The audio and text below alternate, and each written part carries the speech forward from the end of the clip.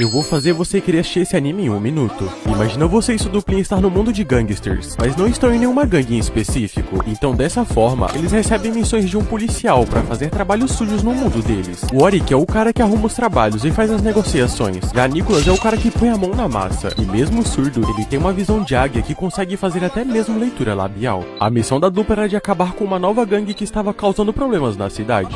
Mesmo com eles todos armados até os dentes, não foi um problema para o Nicholas, porque ele lidou com a gangue inteira sem dificuldade nenhuma. Depois de acabar com a gangue, os dois acabaram acolhendo uma garota do job chamada Alex, que estava junto deles, mas não porque ela queria, mas como ela estava inclusa na missão do policial, ele não gostou da ideia, só que o Nicholas logo levantou o carro com apenas um chute e mostrou quem é que manda. E como eu sei o que vocês estão pensando, ela não vai ser mais uma garota do job, e sim uma nova integrante, assim, ajudando nas novas missões do grupo.